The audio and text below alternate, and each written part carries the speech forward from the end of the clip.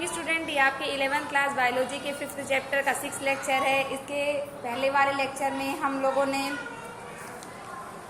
Corolla, पेटियलिक्स, पुष्प के भागों के बारे में पढ़ा था। आज हम पढ़ेंगे पुष्प के नर भाग के बारे में। पुष्प के नर भाग को हम पुमंग या फिर एंड्रोशियम कहते हैं। पुमंग यानी पुमंग की इकाई जो होती है वो पुंकेसर होती है। पुंकेसर के 3 भाग होते हैं।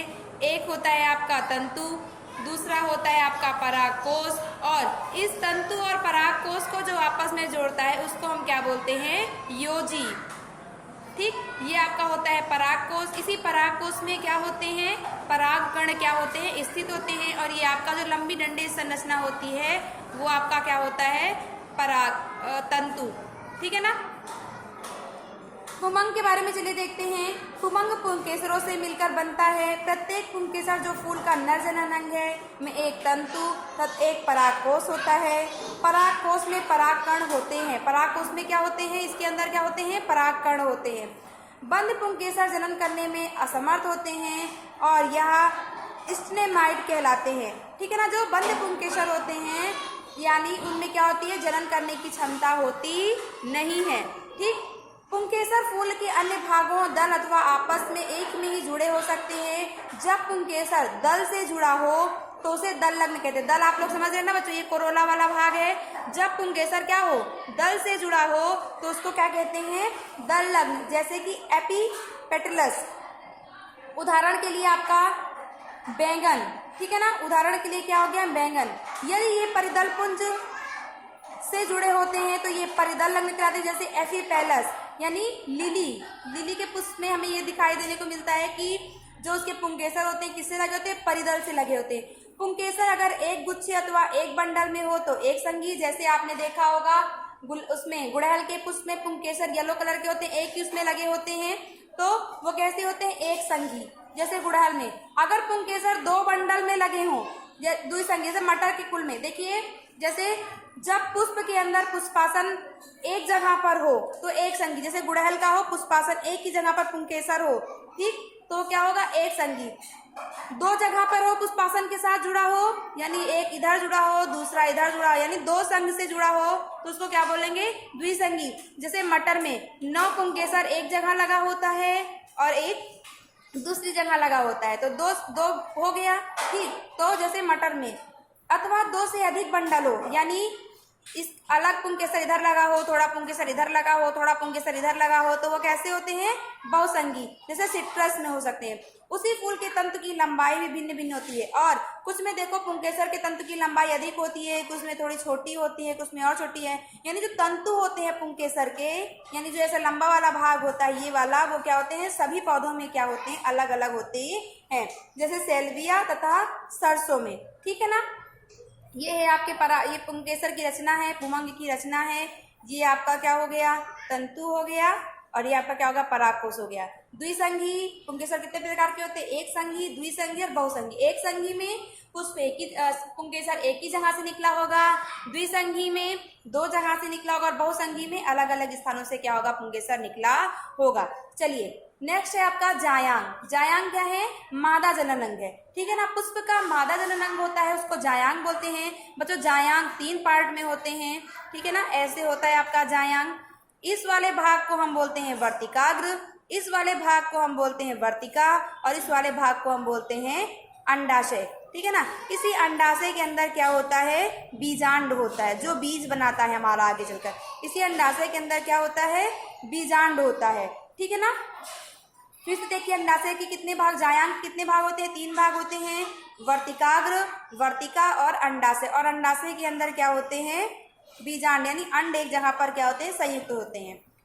जायांग फूल में मादा जनन अंग होता है। ये एक अथवा एक से अधिक होता है। वर्तिका वर्तिकाग्र तथा अंडाशय। वर्तिका वर्तिकाग्र तथा अंडाशय। अंडाशय का आधारी भाग क्या होता है? फूला हुआ। देखिए ये अंडाशय का आधारी भाग क्या होता है बच्चों? फूला हुआ होता है। ठीक, जिस पर एक लंबी नली लगी होती है। ये देखिए एक नली लगी है लंबी सी, ये आधार वाला भाग, अंडाशय वाला भाग फूला हुआ, एक लंबी नली होती है और जिसे हम क्या बोलते हैं? वर्तिका कहते हैं। वर्तिका अंडाशय से वर्तिकाग्र को, ये वर्तिका क्या करती है? अंडाशय को, इस नली से क्या होता है? आपका अंडाशय जुड़ता है और इस वाले भाग को हम क्या बोलते हैं? वर्तिकाग्र। वर्तिकाग्र प्रायः वर्तिका से छोटी होती है, आपने छोटी होती है और पराग कण को ग्रहण करती है। जो वर्तिकाग्र क्या करती है, जो पराग कण है, ये मादा जननांग है, यहाँ से नर आया, नर का जो पराग कण निकलता है वर्तिकाग्र क्या करती है, उसको आकर्षित करती है, तभी तो प्रजनन होगा, तभी तो निषेचन होगा, नए फूल का निर्माण होगा।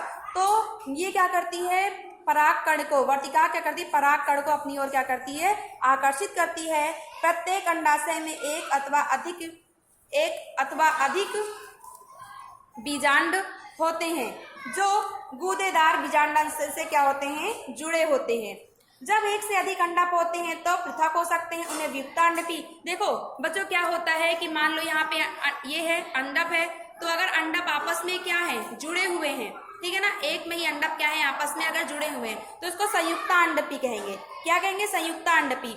और अगर अंडक ऐसे आपस में क्या हो, अलग अलग हो, तो इनको क्या बोलेंगे, मुक्तांडपी या फिर व्युक्तांडपी। अगर अंडक आपस में जुड़े हो तो इनको युक्तांडपी, और अगर अंडक आपस में क्या हो, अलग अलग हो, मान लो ये एक अलग अंडक हो गया, ये अलग हो गया, ये अलग हो गया, ये अलग हो गया, ये अलग हो गया, तो ये क्या है, व्युक्तांडपी। ठीक है ना। जब अंडक जुड़े होते हैं जैसे मटर तथा टमाटर में, उन्हें युक्तांडपी कहते हैं। निषेचन के बाद बीजांड से क्या बनता है, बीज बनता है। जो आपका बीजांड होता है, यानी जो आपका यहाँ पे अंदर बीजांड है, उससे क्या होता है, बीज बनता है। और जो आपका अंडक होता है, यानी जो आपका अंडाशय होता है, उससे क्या होता है, फल बन जाते हैं। चलिए अब देखिए बीजांडान्यास क्या होता है। बीजांड के लगने के क्रम को, ठीक है ना, बीजांड के लगने के क्रम को क्या बोलते हैं, बीजांडान्यास बोलते हैं। यह 5 प्रकार का होता है। एक आपका सीमांत, स्तंभीय, भित्तीय, आधारी और मुक्त स्तंभीय। अभी बताते हैं सीमांत और सब क्या है। अंडाशय में बीजांड के लगने रहने के क्रम को क्या बोलते हैं, बीजांड न्यास। यानी बीजांडों की जो अंडाशय में व्यवस्था होती है, किस प्रकार से अंडाशय बीजांड में लगे होते हैं, उनको हम क्या बोलते हैं, बीजांड न्यास। सीमांत में बीजांडन्यास आधार से अधर सीवन के साथ एक कटक में बनता रहता है और बीजार कटक पर स्थित रहते हैं, जो 2 किनारे कतारें बनाती है। सीमांत बीजांड से एक सीमा से दूसरी सीमा तक, ये है यानी बीजांड। ये बीजांड है आपका, ये आपका पूरा अंडाशय, ये बीजांड है। जैसे मटर की फली आपने देखी है, मटर में एक कोने से दूसरे कोने तक क्या होते हैं, पूरे बीजांड क्या होते हैं, लगे होते हैं, पूरे बीज क्या होते हैं, लगे होते हैं। तो इस प्रकार का जो बीजांडन्यास होगा वो कैसा होगा, सीमांत बीजांडन्यास। जो 2 किनारे पर कटे, जैसे मटर, जब बीजांडासन में अक्षीय होते हैं और बीजांड बहुकोष्ठीय अंडाशय पर लगे होते हैं, ऐसे बीजांडन्यास को क्या बोलते हैं, स्तंभीय बीजांडन्यास। देखिए कैसे होते हैं, कक्षीय होते हैं और बहुकोष्ठीय होते हैं, ठीक है ना, अक्ष पे क्या होते हैं, लगे होते हैं। तो यानी बीच में क्या होते हैं, बीज आपके लगे होते हैं, तो उनको हम क्या बोलते हैं, इस बहुकोष्ठीय यानी स्तंभीय बीजांडन्यास। नेक्स्ट है आपका गुड़हल, टमाटर, नींबू। तीसरा है आपका भित्तीय बीजांडन्यास। भित्तीय बीजांडन्यास में बीजांड अंडाशय की भित्ति पर अथवा परिधीय भाग में लगे होते हैं। भित्तीय में क्या होता है, ये आपका देखिए, स्तंभीय में क्या होता है, बीजांड आपके बीच में लगे थे। स्तंभीय में क्या है, ये देखिए आपके परिधि पर, यानी यहाँ पर लगे, बीच में ना होकर कहाँ लगे हैं, यहाँ पर लगे हैं, बीच में भित्ति पे इसके लगे हैं। ठीक, कहाँ पे लगे, इसकी भित्ति पर। तो ये कैसा होगा, भित्तीय बीजांडन्यास। बीजांड के अंडाशय की भीतरी भित्ति पर अथवा परिधीय भाग में लगे रहते हैं। जब बीजांड केंद्रीय अक्ष में होते हैं और यह पुटीय नहीं होते हैं, ठीक है ना, जैसे एग्जाम्पल है डायएंथस और प्रिमरोज, तब इस प्रकार के बीजांडन्यास को मुक्त स्तंभीय यानी मुक्त होते हैं और केंद्रीय अक्ष में होते हैं, ठीक है ना, किसी पुट्टी से लगे नहीं होते, तो उसको मुक्त स्तंभीय। अभी इसका एग्जाम्पल आपको पीछे दिखाती हूँ, और इसका एग्जाम्पल है आपका डायएंथस और प्रिमरोज। आधारी बीजांडन्यास में बीजांडन्यास अंडाशय के आधार पर होता है। इसमें केवल एक बीजांड होता है, उदाहरण के लिए सूरजमुखी और गेंदा। कभी आपने देखा होगा सूरजमुखी को, तो उसका अंडाशय बिल्कुल अंदर में आधार की ओर क्या होता है, धसा होता है, उसका जो ब्राउन वाला। देखिए मुक्त स्तंभीय में क्या है, किसी भी स्तंभ पर नहीं लगा है और बीच में आराम से बीजांड लगे हुए हैं।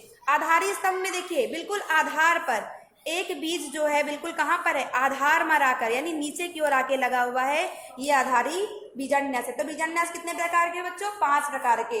कौन कौन से, मुक्त स्तंभीय, आधारी, स्तंभीय और सीमांत बीजांडन्यास और स्तंभीय और भित्तीय बीजांडन्यास। तो आपने सीमांत में क्या देखा, एक किनारे पर लगे हुए।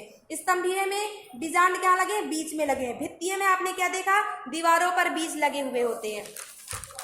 मुक्त स्तंभ में क्या देखा कि बीच में क्या हुआ है, बीज लगे हुए हैं, किसी प्रकार की भित्तियों से नहीं जुड़े। और आधारी में आपने देखा कि एक ही बीज है और ये आधार पर लगे हुए हैं। चलिए आज के लिए बस इतना ही। नेक्स्ट वीडियो में हम फल के बारे में पढ़ेंगे। Thank you.